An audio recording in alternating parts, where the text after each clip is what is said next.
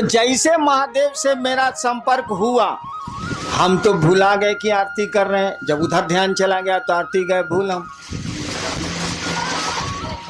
महादेव से हमने कहा कि सुनिए, जो कहा सो सुनाते हैं, कहानी झूठी है। मैंने कहा कि सुनिए, ये जो आवाज गूंज उठ रही है ना, हरा भोला भोला भोला हरा हरा हो रहा था, खत्म हो रहा था, लेकिन अभी आरती होगी तब ना बंद होगा। हमने कहा ये गूंज जो उठ रही है ना, यह पूरी दुनिया में उठ जाती, आप ऐसी दया करते। फिर हम सोचा, तुरंत सोच लिया कि साला हम मर जाएंगे तब होगा, बड़ी दिन लगेगा। हम तुरंत कहा कि और मैं इसका साक्षी रहूं, मैंने गवाह रहूं और मैं इसका साक्षी रहूं। ये महादेव नहीं पूछ सके कि जोड़ दिया है बाद में। मैंने ऐसा इत्मीनान से बोले कि जोड़ा हुआ नहीं लगा। हालांकि बाद में हमको याद आया कि अरे साला इसमें तो 200 साल लग जाएगा, तब हम क्या करेंगे। हम तुरंत कहा कि और मैं इसका साक्षी रहूं। वो नहीं पकड़ पाए। पकड़ने के लिए तो 10,000 साल के बाद क्या सोचिएगा, ससुरा पकड़ लेगा, लेकिन उसको फुर्सत यही काम है कि पकड़ते चलेगा। पकड़ने के लिए तो शिव 10,000 साल के बाद आप क्या सोचेंगे शिव जानते हैं, लेकिन उसको दूसरा काम धाम नहीं है। हम लोग क्या सोचते हैं वही सोचते रहता है। चला हम तो सोच भी नहीं करते हैं कि आप क्या सोचते हैं। तो महादेव को फुर्सत है कि सोचता है कि हैनान का सोच रहा है। साला एक इतना अरब आदमी है, दूसरे ग्रहों पर भी आदमी है, का सोच रहा है। महादेव सोचेगा तो उसका अकिल फट नहीं जाएगा, सोच भी नहीं करता। इसीलिए कहा जाता है भोला भोला मने बुड़बक, साले को कुछ पते नहीं। क्या भोला भोला मैंने नहीं कहा जाता कि लड़का बड़ा भोला हो, मत तंग कर लो। नहीं कौन तरीका है भाई, भोला लड़का का है, उसको छेड़ रहे हैं, चिढ़ा रहे हैं। मैंने बुड़बक है बेचारा, सीधा साधा है। सीधा साधा इसीलिए है ना, जानने के लिए तो 10,000 साल के बाद जीवात्मा क्या सोचेगी शिव जानते हैं। लेकिन उसको यही फुर्सत है, ये काम है कि कौन क्या सोच रहा है, कौन चीज पगला नहीं जाएगा वो, इसीलिए कुछ सोचता ही नहीं है। लोग कहता है भोला है, बुड़बक है। बुड़बक नहीं है साला, जितना उसको अकील है साला किसी को अकील नहीं है। लेकिन अकील का इस्तेमाल ही नहीं करता है। स्कूल है, बच्चा पढ़ने नहीं जाता है, तो कहा अकील कहाँ से आवेगा। तो हमने कहा कि देखिए ये गूंज जो उठ रही है ना, पूरी दुनिया में उठ जाए, आप ऐसी दया करिए। तब तक याद पड़ गया कि साला तो 5,000 साल भी लग सकता है। तुरंत हम जोड़ दिया और मैं इसका साक्षी रहूं। महादेव कुछ नहीं बोले, हमको लगा कुछ नहीं बोले तो कुछ नहीं बोले। हमने कहा कि देखिए, हमको लगता है कि आपको दया का दान करने, यही शब्द हमने कहा था, हमको लगता है कि आपको दया का दान करने में थोड़ी दिक्कत, वो बोल नहीं रहे थे, थोड़ी दिक्कत। ऐसा करिए, आप छोड़ दीजिए। मैंने उस महादेव को जो जिससे मेरा संपर्क हुआ था, मैंने कहा, बोल नहीं रहे थे इसीलिए मुझको गुस्सा आता, मुझको गुस्सा जल्दी चढ़ता। हमने कहा हमको लगता है कि आपको थोड़ी दिक्कत है दया का दान करने में, आप छोड़, हम कर, आप काला दिक्कत लीजिएगा, हम कर। इतना देर में आरती तो हो गई माइक पर खत्म। सब लोग अपनी अपनी थाली रख दिए, हमारा आंख बंद है, थाली मेरे हाथ में, सब दिया बुझ गया है, हम खड़े हैं, आंख बंद है मेरी। सब लोग खड़ा है कि साहब आप थाली रखें तब ना, सब दिया तो बुझ गया, थाली रखें तब ना। देवाशीष को हिम्मते नहीं पड़े, मंडल जी को हिम्मते नहीं पड़े, सब दिया बुझा हुआ है, आरती खत्म हो गई है, मैं हाथ में थाल लेके, आंख बंद है मेरी, खड़ा हूं मैं, कोई हिम्मते नहीं करे कोई थलिया हमारे हाथ से लेने का या हमको कहने का। मेरे बड़े लड़के ने मेरी थाली को पकड़ लिया। उनका कहना था कि आपकी थाली भारी थी और कांप रही थी, तो दिमाग उधर था, तो थाली, शरीर काम नहीं कर रहा, तो थलिया कांप रही थी, तो थाली गिर नहीं जाए मेरे हाथ से, तो मेरे बड़े लड़के ने हाथ बढ़ा के थलिया को पकड़ लिया। जैसे थाली पकड़ी मेरी आंख खुल गई। देखिए अब हमने क्या कहा उसकी व्याख्या सुनिए। महादेव से तो इतना ही कहा इसीलिए, लेकिन हमने कहा इसीलिए कुछ सोच के कहा हुआ। हमने कहा कि आपको दया का दान करने में थोड़ी दिक्कत है, छोड़ दीजिए, हम कर लेंगे। क्यों मैंने ऐसा कहा?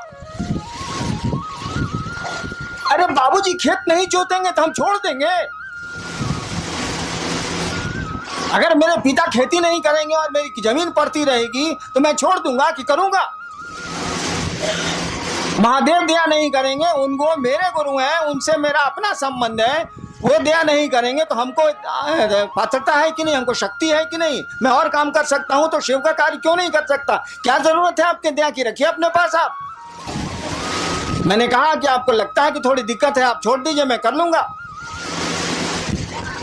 और मेरे मन में उनके सामने जो बोले नहीं आप, मेरे उनके सामने जो मेरे मन में व्याख्या आई यही थी कि मैं आपका चेला हूं और आपको कोई अधिकार नहीं है हमको चेला की कुर्सी से हटा देने का। और जब तक अधिकार नहीं है और जब तक मैं चेला हूं मुझको शक्ति है। मैं सरकार में ज्वाइंट सेक्रेटरी था, अगर मुख्यमंत्री जी नाराज हो जाए तो क्या हमारा बिगड़ेगा? जो हमको पावर है कानून में वो करेंगे कि नहीं करेंगे? हाँ, हमको नौकरी से निकाल दें, हमको सस्पेंड कर दें, तब खत्म हो जाएंगे हम। लेकिन जब तक उस कुर्सी पर दरोगा है, उसको दरोगा का पावर है, भले 2 मिनट के बाद एसपी साहब हटा दें, जब तक वो कुर्सी पर है उसको कानून में अधिकार मिले हुए हैं। तो आपको भी शिष्य के रूप में अधिकार मिले हुए हैं, आप शिव के शिष्य हैं, आपको भी अधिकार है, अपने अधिकार का प्रयोग करिए। गुरु दया नहीं करेंगे तो काम नहीं होगा। हमने महादेव से कह दिया, सोचिए, छोटी मुंह बड़ी बात, छोटी मुंह बड़ी बात क्या कहिएगा? साला कोई तुलना ही नहीं हो सकती है शिव से। जो कोई किसी की तुलना कर दे, किसी की, शिव से जो किसी की तुलना कर दे, उससे बड़ा अपराधी तो कोई नहीं हो सकता। कालिदास ने कहा था, शिवम शिवस्य उपमा वा तुलना नास्ति। कालिदास शिव के भक्त थे, कहा था कि शिवस्य उपमा वा तुलना नास्ति। शिव की न कोई उपमा दी जा सकती है, न शिव की तुलना की जा सकती है। लेकिन तब भी सोचिए, हरिनारायण ने क्या कहा? आपको दया लगता है कि आपको दया का दान करने में दिक्कत है, आप छोड़ दीजिए, हम कर लेंगे। आसमान के सामने, सूरज के सामने जुगनू बोल रहा है कि आपको दिक्कत है सूरज जी, तो छोड़ दीजिए, मैं अपने पंखों से उजाला कर लूंगा। क्यों ऐसा कहा गया? इसीलिए कहा गया कि भैया हम आपके शिष्य हैं तो हमको पावर है ना, और आपको हटाने का पावर नहीं है। शिव किसी को अपने शिष्य से हटा नहीं सकते। जैसे हटा देंगे कि मेरा शिष्य नहीं है, लोग कहेगा कि जगत गुरु हैं, लेकिन फूलन महतो को छोड़ के, अगर उसका नाम फूलन महतो हो तो लोग कहेंगे जगत गुरु हैं, लेकिन फूलन महतो को छोड़ के तो साले जगत गुरु रहते नहीं करेंगे। जगत गुरु एक को आदमी गया तो जगत गुरु नहीं है वो। इसीलिए किसी को मना कर ही नहीं सकते कि तू मेरा शिष्य नहीं बनेगा या नहीं है, उनको तो मानना ही पड़ेगा। अगर आप कहते हैं कि शिव मेरे गुरु हैं तो शिव को मानना ही पड़ेगा कि आप उनके शिष्य हैं। नहीं कैसे मानेंगे? जिसे कह देंगे नहीं हम नहीं मानते हैं, उस दिन जगत गुरु रहेंगे, लेकिन जगदीश पांडे के छोड़ के 4 साल जगत गुरु रहेंगे कैसे? -1 हो जाएगा, 1 कम हो जाएगा। तो मना नहीं कर सकते, और मना नहीं कर सकते तो हम लोग शिष्य हैं, और शिष्य के रूप में शिष्य की शक्तियां हमको आपको हैं। क्यों नहीं करेंगे महादेव का काम? महादेव को दया नहीं करनी है, मत करें वो। मैंने ऐसा मैं नहीं कहता कि नहीं करें वो, लेकिन उस दिन शिवरात्रि के अष्टजाम में ऐसा ही उनको कहा था। कहने का लहजा थोड़ा सा शरीफ वाला था कि लगता, बोल नहीं रहते इसीलिए बोले थे हम, कि लगता है कि आपको दया का दान करने में थोड़ी दिक्कत है, आप छोड़ दीजिए, हम कर लें। बहुत शराफत से बोले थे। अब सूरज के सामने जुगनू बोल रहा है, उस साले की क्या बिसात है बोलने की, लेकिन बोल तो रहा ही है। तो गुरु दया से ये काम होगा, ये एकदम सच है, इसमें 2 मत नहीं है। लेकिन अगर गुरु की दया नहीं भी होती है तो हम आप कमजोर हैं क्या?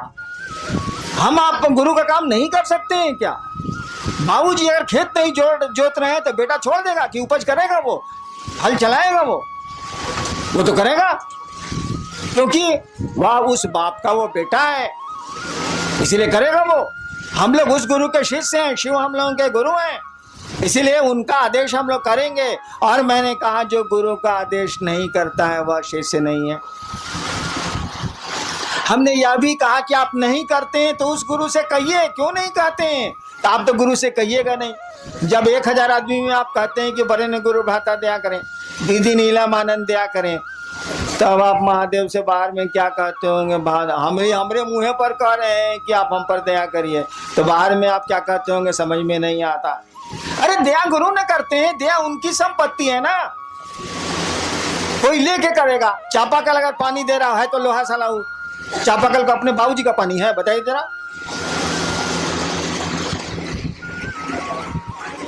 बोरिंग चल रहा है, पूरा लोहा है कि नहीं? उसका पानी है बोरिंग में अपना? जमीने का ना पानी है भैया। वो चापाकल दे या कुआं दे या बोरिंग मशीन दे, कोई दे, जमीने का ना पानी देगा। अरे ससुरा हमू दया करेंगे तो महादेव की ना दया करेंगे, उन्हीं से न लेके चापाकल साला पानी आ देगा। अपने में तो लोहा है साला, इसको अपना पानी कहाँ है? तो क्यों नहीं शिव से आप दया मांगते हैं? वो दया करते हैं। हमको तो छोड़ दीजिए, हमको तो लाचारी है दया करने की। मैं क्या कर सकता हूँ? मेरी तो फुलवारी ही है, तो मैं क्या करूं? मेरे तो लोग आप लोग मेरे आदमी ही हैं, तो मैं मुझसे दया क्यों मांगते हैं? उस शिव से मांगिए ना मिलजुल के। हम पर तो आपका पूरा अधिकार है, नहीं भी मांगिएगा तब भी आपको मिलेगा, मांगिएगा तब भी मिलेगा, नहीं मांगिएगा तब भी मिलेगा। हरिनाम जाएंगे बच्चों कहाँ से? हम ही तो शुरू किया है भैया। जितने भी फूल खिल रहे हैं शिव शिष्यता के, मेरी ही बागवानी के फूल हैं। उन फूलों की सुरक्षा, उन फूलों का बढ़ाना, वो तो मेरा अपना है, उसमें हम क्या कर सकते हैं? वो हमसे मांगिए या नहीं मानिए, हम तो हैं ही आपके साथ, हमेशा रहेंगे आपके साथ। शरीर में है तो भी रहेंगे, शरीर के बाद भी रहेंगे। और हम चाहते हैं कि आपके साथ वो महादेव रहे, वो आपका गुरु रहे। दान लीजिए, ज्ञान भी लीजिए। उनसे बड़ा दानी नहीं, उनसे बड़ा ज्ञानी नहीं, दोनों काम करिए। दान का तभी उपयोग हो सकता है जब ज्ञान हो, और नहीं तो दान का कोई उपयोग नहीं है। सुना है ना कि सुपुत्र होगा तो कहला धन इकट्ठा कर रहे हैं भाई साहब, और कुपुत्र होगा तो कहला धन इकट्ठा कर रहे हैं भाई साहब। कुछ समझ में नहीं आ रहा। कहा जाता है ना, हो ही सुपुत्र क्या धन संचय, हो ही कुपुत्र क्या धन संचय। अगर बढ़िया बेटा निकल गया तो कहला संपत्ति इकट्ठा कर रहे हूं, कर लेगा। और खराब बेटा निकल गया तो कहला संपत्ति इकट्ठा कर रहे हैं, लुटा देगा, नष्ट कर देगा, खत्म कर देगा। हो ही सुपुत्र तो का धन संचय, और हो ही कुपुत्र तो का धन संचय। समझ का खेला है, ज्ञान का खेला, और कुछ नहीं। सुपुत्र का मानी क्या? ज्ञानवान। कुपुत्र का मानी उसको समझ नहीं है। तो गुरु ज्ञान देते हैं, और आपके गुरु शिव हैं, ज्ञान उन्हीं के पास है, दान उन्हीं के पास है, सब कुछ वही रखते हैं। ज्ञान मांग लीजिए तो दान मांगने का वकील भी आ जाएगा, ऐसे वकीलों नहीं है। ज्ञान मांग लीजिएगा तो दान मांगने की बुद्धि भी, समझ भी आ जाएगी। एगो लड़का के बियाह बरतुहार आई रहे, होखे वाला ससुर पूछलस कि बियाह में का लेब बउआ? कहलस कि रेडियो लेब, रेडियो। उसका साथी पढ़ता था बाहर, वो तो देहाते में रह गया था, वो टीवी जानबे नहीं किया। पीछे से उसका साथिया खोस रहा है, तेरे टीवी बोलना, टीवी आजकल तो एलईडी तक आ गया रे साला, बोलने रे साला, एलसीडी एलईडी बोलने रे साला। वो साला जान ही नहीं रहा है कि टीवी क्या है, फिर वो बोल रहा है कि जी रेडियो। तो दान तो उसी का न मांगिएगा जिसको आप जानते हैं, जिसको जानते ही नहीं है, समझते ही नहीं है, उसका मांगिएगा कहाँ से भाई साहब? 5 साल के बच्चे से महादेव पूछे कि बउआ क्या चाहिए? साक्षात महादेव आके खड़े हैं और पूछ रहे हैं कि बच्चा क्या चाहिए? कहेगा अंकल एगो कैडबरी चॉकलेट। उसको जरा दिल्ली जेएनयू से पास करने दीजिए। आप महादेव को कहिए कि सरकार, जब वो 5 साल का था तो आप गए थे, दर्शन दिया था, पूछा था, आज चलिए ना, नानी मरे जो महादेव जाएगा, जा नहीं सकता। क्या उस साल को समझ आ गई? तुरंत कहेगा जी मनमोहन सिंह घटा के हमरे जा नहीं सकता। तो टोपी की कहानी सुनी थी ना, मंसूर जो खुदा के इतने बड़े प्रेमी थे, बहुत बड़े सूफी संत हुए हैं अरब के। मंसूर दिन का समय था, सोए हुए थे, उठ गए हुए थे। अचानक खुदा की आवाज आई, मंसूर मंसूर टोपी बेचेगा? टोपी पहने हुए थे। अचानक खुदा की आवाज आई, 2 प्रेमी गप कर रहे हैं, तो गप का क्या अंजाम होगा सोच लीजिए। खुदा ने पूछा मंसूर मंसूर टोपी बेचेगा? मंसूर ने कहा तेरे पास है क्या जो तो खरीदेगा, जा सोने दे। खुदा ने कहा मेरे पास कुछ नहीं है। अरे पूरी कायनात मेरी, पूरी दुनिया मेरी, पूरा पूरी प्रकृति मेरी, सब कुछ मेरा, तू कहता है कि मेरे पास कुछ नहीं है। मंसूर ने फिर कहा, देख तेरे पास कुछ नहीं है, तेरे पास है क्या? मुझको सोने दे, मुझको नींद आ रही। तो नहीं मंसूर, बोलो ना, टोपी बेचेगा? टोपी बेचेगा? मंसूर ने कहा हाँ बेचेंगे। खुदा ने कहा दाम बोल। मंसूर ने कहा ऐसा कर, तू सारी दुनिया के लोगों को जन्नत दे दे, माने स्वर्ग, तू सारी दुनिया के लोगों को स्वर्ग दे दे। खुदा ने कहा मंसूर, यह काम तो मैं नहीं कर सकता। कहा जन्नत नहीं दे सकते ना, जन्नत नहीं ना दे सकते, सारी दुनिया के लोगों को जहन्नुम दे दे, नरक, स्वर्ग नहीं दे सकते ना, सारी दुनिया के लोगों को जहन्नुम दे दे। खुदा ने कहा मंसूर, मैं यह भी नहीं कर सकता। मंसूर ने कहा मैंने पहले कहा था कि तेरे पास है क्या जो तू खरीदेगा? तू जा, मुझको सोने दे, नींद आ रही मुझको, तेरे पास कुछ नहीं है। और खुदा चलेगा, नहीं खरीद पाए। हमने कहा कि उसको जेएनयू से पास होने दीजिए, महादेव को भेजिए उसके पास, नानी मरे जो महादेव जाए, जा नहीं सकता। तुरंत कहेगा जी सोनिया जी के पार करूं, हमरा बिठाऊं, तुरंत कहेगा। यानी ज्ञान आ गया। आप मुझसे मेरे पास आते हैं, अमूमन लोग किस काम के लिए मेरे पास आते हैं? परेशानी है, फलना बीमार है, फलना हमारा बात नहीं सुन रहा है, हई है, हऊ है, हऊ है, हऊ है, इसलिए मैं जल्दी लोगों से मिलता नहीं। हई हऊ क्या करूं मैं? उसको अकेले ही नहीं है। तू साला समझता है कि यही दुनिया है, ये समझता ही नहीं कि जाने की जगह है। साला यहां हम लोग कितने दिन रहेंगे? हमारा आपका घर तो नहीं है। सब हम लोग जाएंगे कि नहीं जाएंगे? हम लोग को पूर्वज गए कि नहीं गए? अरे साला जब यहाँ रहना नहीं तो यहाँ की चीजों को मांगना क्या, काम चल ही जाता है। मुझको खाने की दिक्कत नहीं ना है, जिसके इतने भाई बहन हो साले खाने की दिक्कत कैसे हो सकती है? मुझको खाने की दिक्कत नहीं है, 2 रोटी खाता हूं। करोड़ों जिसके भाई बहन हो इस देश और बाहर में, उसको भोजन की दिक्कत तो नहीं हो सकती है। मैं 2 रोटी खाता हूं, इससे ज्यादा आप खा ही नहीं सकते, तो खाएंगे क्या आप? एक साथ 2 चप्पल पहने है, बताइए हमरा, राखी 2 जोड़ा चप्पल एक साथ पहन के निकली था, एक साथ 2 साड़ी पहन के निकली था, एक साथ 2 शर्ट पहन के निकली था। नहीं निकल सकते आप। एक बार एक ही जूता पहन सकते हैं आप, 2 जूता नहीं पहन सकते। तो चलिए 2 जोड़ा रख लेंगे। सारी 50 जोड़ा कहने जूता रखे हैं भाई साहब। जुतवा रहेगा, आप नहीं रहिएगा। इस संसार में कोई चीज नहीं रहती है, रह ही नहीं सकती है, उसमें परिवर्तन होना ही होना है। पहाड़ बदल जाते हैं तो आदमी क्या? तो हमको आपको समझ ही नहीं है। महादेव भेटा जाएंगे तो मांगेंगे जी एक आश्रम बन जाए शिव परिवार का। अरे सारे लोगों ने आश्रम बनाए हैं, तुम दिल में आश्रम क्यों नहीं बनाते? तुम लोगों के मन में शिव को क्यों नहीं बैठाते? इन मकानों में शिव को बैठा के क्या होगा? मकान शिव थोड़े ही हो जाएंगे, आदमी ने शिव होगा भैया। तो हम लोग मांगेंगे महादेव से ही। समझ ही नहीं है, अक्ल ही नहीं है, ज्ञान ही नहीं है, तो मांगेंगे क्या? अरे तुम मेरे पास आते हो, शिव को क्यों नहीं मांगते? मैं शिव दे सकता हूं, आप शिव को क्यों नहीं मुझसे मांगते हैं? तो बेटा मांगते हैं, तो बीमारी को छुड़ाना मांगते हैं, तो बाल गिरना छुड़ाना मांगते हैं, यही सब तो करते हैं आप। समझ ही नहीं है। क्या समझ नहीं है कि शिव क्या? अरे शिव को समझिएगा तब ना शिव को मांगिएगा। शिव को समझते ही नहीं आप, तो संसार को समझते हैं तो संसार मांगते हैं। शिव को समझिएगा तब ना मांगिएगा। आपने टेलीविजन देखा ही नहीं तो किसी से टेलीविजन आप मांगेंगे कहां से? आप टीवी के बारे में जानते ही नहीं तो किसी से टीवी मांगेंगे कहां से आप दुनिया संसार को देखा है, संसार को मांगते हैं। शिव को देखा होता, शिव को समझा होता, शिव से जुड़े होते तो शिव को मांगते।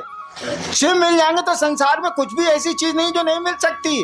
कहा जाता है किम न सिद्धते भूतले, अगर शिव चाहे तो किम न सिद्धते इस भूतले, माने इस भूतल पर, इस जमीन पर अगर शिव चाहे, किम न सिद्धते, क्या नहीं हो सकता है?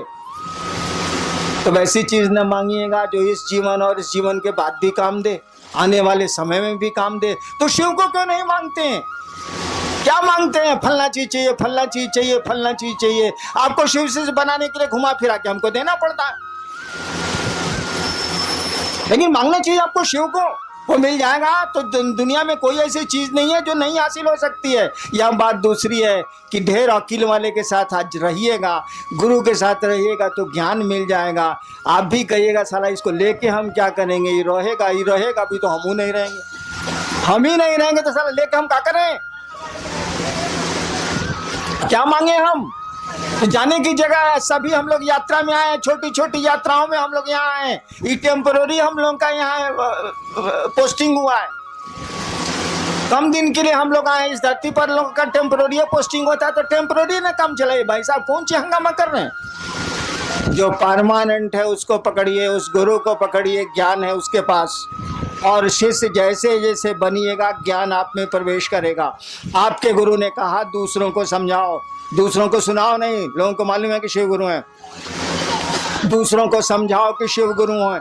और ऐसा समझाओ कि वास्तव में वो शिव का शिष्य बन जाए, सचमुच में वो महादेव का चेला बन जाए। उसको देखने से लगे कि महादेव का चेला साला महादेव होता है। अब आए थे उस समय मछली बाजार बनाए हुए थे, हमने कहा लोगों को बोलिए शांत रहने के लिए, ये शिव शिष्य का लक्षण है। भीड़ में जा रहे हैं, धक्का धुक्की कर रहे हैं, शिव शिष्य का लक्षण है। अरे आदमी की तरह रहिए, महादेव के चेला है। आपको देख के लोगों को लगे कि महादेव का चेला साला महादेव होता है, साधु होता है। साधु कौन होता है, साधु किसको कहते हैं, साधु की परिभाषा क्या है। मोनू बाबू बोल रहे थे ना कि कोई बोल रहा था कि आपको साधुता का परिचय देना चाहिए। साधु का मानी क्या होता है, साधु का मानी होता है, पढ़ते हैं ना, सभी भाई बहनों को मेरा साधुवाद। दीदी नीलम आनंदी, साधुवाद क्या होता है, साधु होना माने जिसने अपनी ऐषणाओं को धुन दिया हो वह साधु है।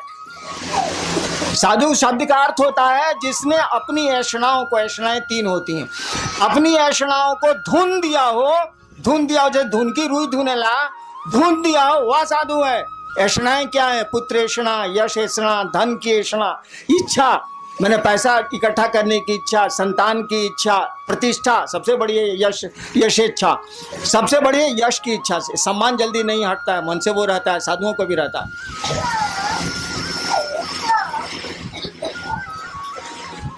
जिसने अपनी ऐषणाओं को, संतान की इच्छा, धन की इच्छा, इज्जत की इच्छा, प्रतिष्ठा की इच्छा, जिसने अपनी ऐषणाओं को धुन दिया हो, रुई की तरह उड़ा दिया हो, वह साधु है।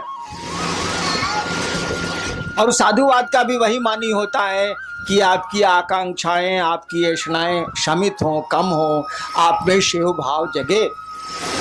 तो साधु का लक्षण प्रकट करिएगा ना। शिव आपके गुरु हैं, और शिव से बड़ा ना कोई गृहस्थ है ना कोई साधु है, महादेव से बड़ा कोई गृहस्थ नहीं है। हमने कई बार आपको कहा है अपने बेटी दामाद को जरा आशीर्वाद दीजिए तो राम सीता की जोड़ी बनी रहे। अपने सास पतो बेटा को दे दीजिएगा पड़ाक से, ताकि मनाते हैं कि साली पतोया मरती काहे नहीं है, वो दे दीजिएगा पड़ाक से। लेकिन जब बेटी दामाद को आशीर्वाद दीजिए तो राम सीता की जोड़ी जो बनी रहे, कृष्ण राधा की जोड़ी बनी रहे, देता को हिंदुस्तान में आशीर्वाद। जानता है कि सीता को खाली कष्ट हुआ, ये जानता है कि कृष्ण जी अपनी बीबी को छोड़ के दूसरे के साथ थे, तो कालू आशीर्वाद देगा बेटी का जीवन खराब हो जाएगा? कोई आशीर्वाद नहीं देता है। हर शादी में लिखा जाता है शिव पार्वती की जोड़ी बनी रहे, जबकि देने वाला ही जानता है कि भिखमंगा है। अपने बेटी दामाद को आशीर्वाद दे रहा है शिव पार्वती की जोड़ी बनी रहे, वो जानता है कि शिव भिखमंगा है, तब वो यही आशीर्वाद देता है, क्योंकि जानता है कि धन से सुख नहीं होता है, प्रेम से सुख होता है, मोहब्बत से सुख होता है। धन से नींद नहीं आती है, शांति से नींद आती है। धन से नींद आएगी, धन से सुख मिलेगा। अपार धन है, पति पत्नी को मारे चला जा रहा है, गाली दिए जा रहा है, इस धन का क्या उपयोग है? लेकिन कोई धन नहीं है, और बड़े प्रेम से दोनों पति पत्नी रहते हैं। सुख तो जीवन का इसी में है। हमने देखा है पटना में, जब मैं 20 साल था पटना में, तो बेली रोड पर मेरा मकान था, ऑफिस फ्लैट में। गर्मी के दिनों में या जाड़े के दिनों में वो डिवाइडर जो रोडों को अलग करता है, डिवाइडर उसको बोलते हैं, दोनों सड़क के बीच में जो सीमेंट का बना रहता है, रात भर लोग उस पर सोते हैं। कई बार रात में गाड़ियां उन लोगों पर चढ़ गई, 5 आदमी मर भी गए थे, बंजारा थे। डिवाइडर पर लोग सोते हैं। और आपको पता है पटना में एसी में सोने वाले कम लोग नहीं हैं, एयर कंडीशनर में। और कम वक्तों को नींद की गोली के बाद भी नींद नहीं आती है।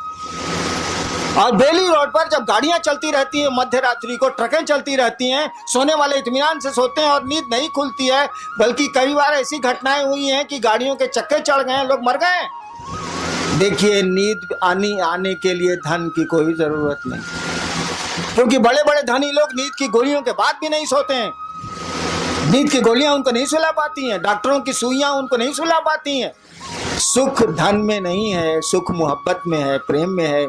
इसीलिए बाप अपनी बेटी दामाद को यही आशीर्वाद देता है, शिव पार्वती की जोड़ी बनी रहे, क्योंकि वो जानता है, यह जानते हुए भी कि शिव भिखमंगा है, शिव के पास कुछ भी नहीं है, ये अपनी पार्वती को क्या खिलाएंगे, ये तो अधन पी के रह जाते हैं। तब भी आशीर्वाद इसी का दिया जाता है। राजा का आशीर्वाद नहीं होता। राम अवध के राजा थे, उनका आशीर्वाद नहीं दिया जाता। कृष्ण द्वारिकाधीश थे, उनका आशीर्वाद भारत में नहीं दिया जाता। शिव पार्वती की जोड़ी बनी रहे, आज तक सभी शादियों में यही होता है। तो शिव से बड़ा कोई गृहस्थ भी नहीं है। जितने गृहस्थ हैं उन्हीं की बात करते हैं। शिव से बड़ा कोई गृहस्थ नहीं है, शिव से बड़ा कोई साधु भी नहीं है। इसको तो समझाने की जरूरत ही नहीं है। शिव से बड़ा साधु भी नहीं है। और वही शिव आपका गुरु है।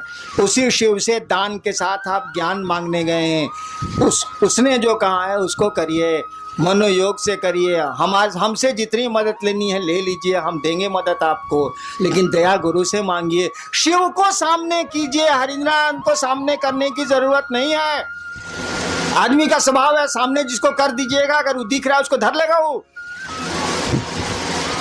अप्रत्यक्ष को नहीं पकड़ता है। आदमी का स्वभाव होता है, जो सामने पड़ेगा उसी से मदद मांगेगा। ये हमको सामने कीजिएगा, लोग हमसे मदद मांगेंगे, शिव जाएंगे छूट। एक आदमी आपको कह रहा था, मोतिहारी का ही था, कि साहब बोले हैं कि हमको पकड़ोगे तब वो महादेव नहीं मिलेंगे, गुरु नहीं मिलेंगे, और हमको छोड़ोगे तब वो गुरु नहीं मिलेंगे। मैंने कहा था कि सड़क हूं मैं, आप गुजरिए उससे, उस रास्ते को छोड़िएगा तो शिव गुरु की बात आज तक नहीं की गई है, वो आपके गुरु नहीं बनेंगे, दिक्कत होगी आपको। मैं रास्ता हूँ, गुजरिए उससे, मैं मंजिल नहीं हूँ। मंजिल आपके गुरु हैं। शिष्य की, हर एक शिष्य की मंजिल उसके गुरु होते हैं। आप शिव के शिष्य हैं, आपके मंजिल शिव हैं। आपका गुरु आपकी मंजिल है। गुरु भी तो शिव से ही जोड़ता है, कोई गुरु हो शिष्य को शिव से ही जोड़ता है। आपके गुरु ही शिव है, मंजिल आपकी है, रास्ता मैं हूँ जरूर। ना हमको पकड़िए ना हमको छोड़िए, साथ लेके चलिए, लेकिन आगे देखिए, लोगों को शिव गुरु से जोड़िए और पूरी दुनिया के लोगों को जोड़ना है। अभी तो आप मोतिहारी में फंसे हुए हैं, आगे निकलिए। हम लोगों ने चाहा है कि 2012 तक पूरे देश के हर एक इलाके में हम लोग शिव चर्चा शुरू करें। खाली मोतिहारी में घूंघट तल्ला से हुई, बाहर निकली लोनी, महादेव का काम करी लोनी, ना चली। आज तक तो बेलना चौकी बहुत भइल बा, करी लेनी, हमरा कोनो में दिक्कत नहीं है, लेकिन घर से बाहर निकली लोनी, बड़ी लात सहले बनी, कुछ लातों मारे के सीखी।